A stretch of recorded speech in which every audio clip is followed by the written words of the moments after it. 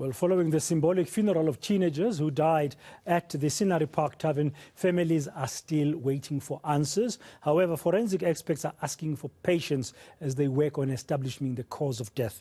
Meanwhile, the president has called on the Buffalo City Metro and provincial authorities to build recreational facilities for the youth and keep them out of taverns. Our senior reporter, Aviwe Mtila, has been up and about, still around in the East London area, gauging the thoughts of the community and the youth, as we just saw there, speaking to Miss Solani from the area, who's saying that they are tired of promises. And Aviwe also touching base with some families on some of these promises. He's joining us now live this hour. Aviwe, good afternoon. Welcome to today.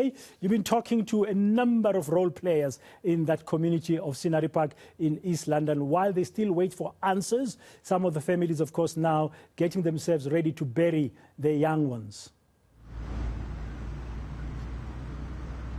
Good afternoon, Braden. And the latest development that we've picked up while we were just outside eNCA Tavern is the National Prosecuting Authority advocates that have now gone to the crime scene itself. They were accompanied by the investigators from the South African Police Service, as well as the owner of eNCA Tavern, Aviwe Mtila, as they say that they wanted to see themselves the crime scene. We do understand from those that have been informing us reliably that they even tried to access eNCA just last week, but of course, since it has stopped being an active crime scene, the keys were with the owners. Hence, now we saw Aviwe Mtila going to the tavern to give access to then the NPA advocates that were there on the crime scene. You might ask yourself what they were doing there, but we've been reliably told that, in fact, while it may not be a norm for the NPA to go to every crime scene that they're looking possibly to prosecute, there are instances that they do actually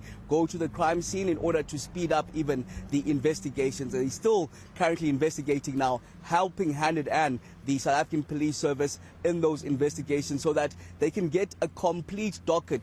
They don't have to do that back and forth, going to the police, indicating that there are missing elements from the docket. So they wanted to see the crime scene themselves, even those that were there, telling us that they may be prosecutions soon. So those are the latest developments as we were back, of course, in Scenery Park, talking to various people, even the families that are still saying that they want those answers. You do know that the families now are in the process of burying their loved ones in their private ceremonies leading up. Then we understand the last burial of the 21 teenagers will be this coming Sunday. They say that while they're doing this, it's really heart-shattering for these families to not know the exact cause of what led to these deaths. So they say even in these birth certificates, I beg your pardon, in the death certificates, it is written that investigations are still continuing to the exact cause of the death. So those are latest in Scenery Park, as of course we understand these teenagers are now being laid to rest.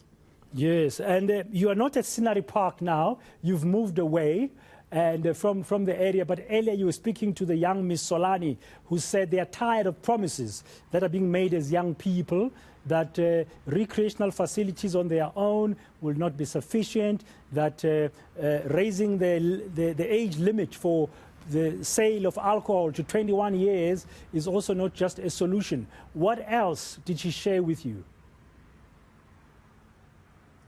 So, Braden, just in understanding Scenery Park itself, you do know that almost in every street there's a tavern. There are more taverns than libraries, more taverns than your schools, sporting facilities, all those recreational facilities. They say, as their youth, it's something that they've been long advocating for. They've gone to different leadership structures saying that they want these recreational facilities.